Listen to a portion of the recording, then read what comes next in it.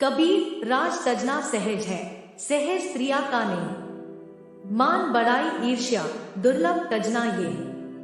भावार्थ, अध्यात्म ज्ञान के अभाव के कारण मानव को कुछ असाध्य बुराई घेर लेती है, जैसे मान बड़ाई, ईर्ष्या।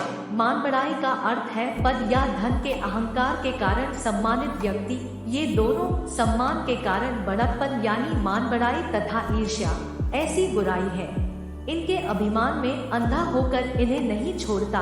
राज त्याग सकता है, स्त्री को त्याग सकता है, परंतु इन दोनों को त्यागना कठिन है।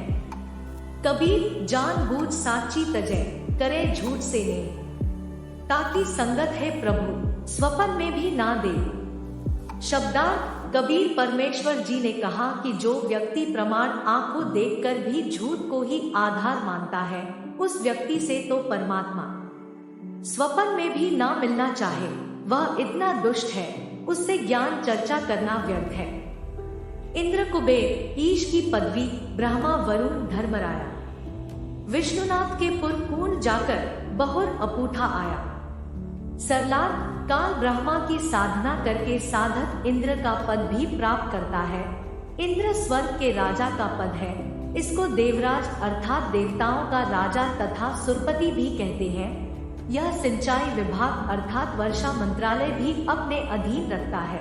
इंद्र स्वर्ग के राजा के पद पर 72 चौकड़ी अर्थात 72 चतुर्युग तक बना रहता है।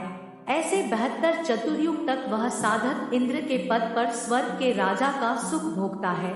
एक कल्प अर्थात ब्रह्मा जी के एक दिन में जो 1008 चतुर्युग का होता है, 14 जीव इंद्र के पद पर रहकर अपना किया पुण्य कर्म भोगते हैं। इंद्र के पद को भोगकर वे प्राणी गधे का जीवन प्राप्त करते हैं।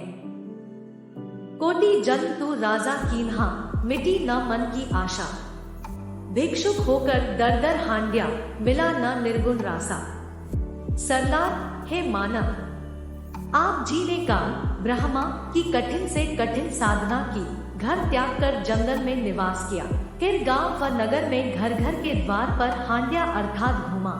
भिक्षा प्राप्ति के लिए जंगल में साधनारत साधक निकट के गांव या शहर में जाता है। एक घर से भिक्षा पूरी नहीं मिलती तो अन्य घरों से भोजन लेकर जंगल में चला जाता है। कभी कभी तो साधक एक दिन भिक्षा मांग कर लाते हैं, उसी से 2-3 दिन निर्वाह करते हैं।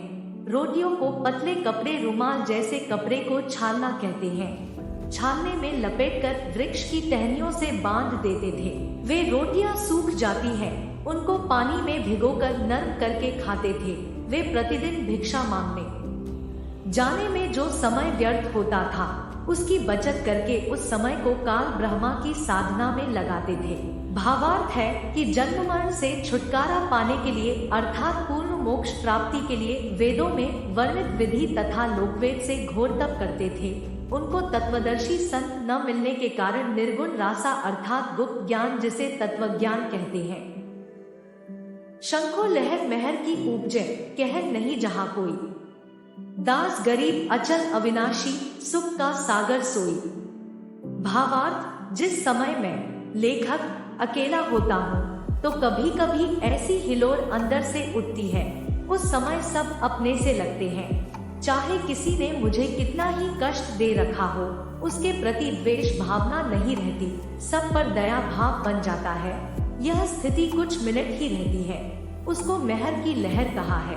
सतलोक अर्थात सनातन परम धाम में जाने के पश्चात प्रत्येक प्राणी को इतना आनंद आता है, वहाँ पर ऐसी असंख्यों लहरें आत्मा में उठी रहती है। जब वह लहर मेरी आत्मा से हट जाती है तो वही दुखमय स्थिति प्रारंभ हो जाती है। उसने ऐसा क्यों कहा, वह व्यक्ति अच्छा नहीं है, वो हानि हो गई, यह हो गया, वह हो गया, यह कहर दुख की लहर कही जाती है। उस सतलोक में असंख्य लहर मेहर दया की उठती है, वहाँ कोई कहर भयंकर दुख नहीं है। मन तू चल रे सुख के सागर, जहाँ शब्द सिंधु रत्नागर, कोटि जन्म तोहे भ्रमत होगे, कुछ नहीं हाथ लगा रे, कुकर शुकर खर भया बोरे, कौ हस बुगारे। भावार्थ, परमेश्वर कबीर जी ने अपनी अच्छी आत्मा संत गरीबदास जी को सूक्ष्म वेद समझाया।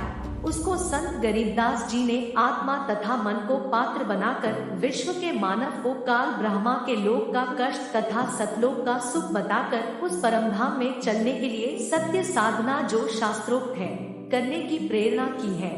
मन तू चल रे सुख के सागर अर्थात सनातन परम धाम में चल जहाँ पर शब्द नष्ट नहीं होता। इसलिए शब्द का अर्थ अविनाशीपन से है कि वह स्थान अमरत्व का सिंधु अर्थात सागर है और मोक्ष रूपी रत्न का आगर अर्थात खान है। इस काल ब्रह्मा के लोक में आप जी ने भक्ति भी की, परंतु शास्त्रानुकूल साधना बताने वाले तत्वदर्शी संत न मिलने के कारण आप करोड़ों जन्मों से भटक रहे हो। कुष्ठी हो संत बंदगी कीजिए, जे हो वैश्या को प्रभु विश्वास चरण चित दीजिए।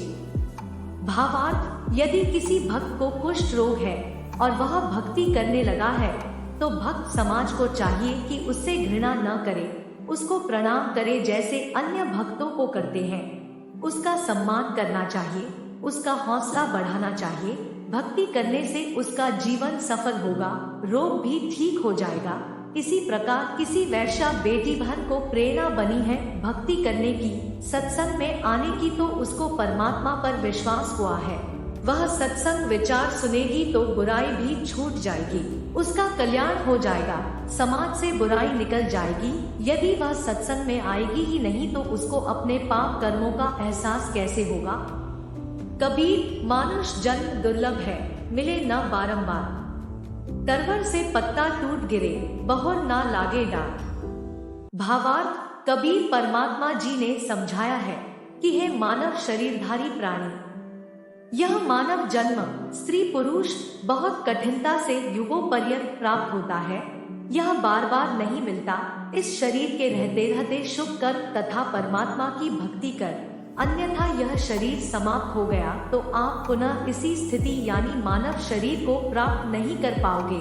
जैसे वृक्ष से पत्ता टूटने के पश्चात उसी डाल पर पुनः नहीं लगता, इसलिए इस मानव शरीर के अवसर को व्यर्थ न गवा। कबीर, मानुष जन्म पाए कर नहीं रटे हरि नाम, जैसे कुआं जल बिना बनवाया क्या काम। भावार्थ, मानव जीवन में यदि भक्ति नहीं करता तो वह जीवन ऐसा है जैसे सुंदर कुआं बना रखा है। यदि उसमें जल नहीं है या जल है तो खारा, पीने योग्य नहीं है। उसका भी नाम भले ही कुआं है परंतु गुण कुएं वाले नहीं है। इसी प्रकार मनुष्य भक्ति नहीं करता तो उसको भी मानव कहते हैं परंतु मनुष्य वाले गुण नहीं है। तो दोस्तों, यह वीडियो आपको कैसा लगा हमें कमेंट में बताएं और हमारे चैनल को लाइक एंड सब्सक्राइब जरूर करें।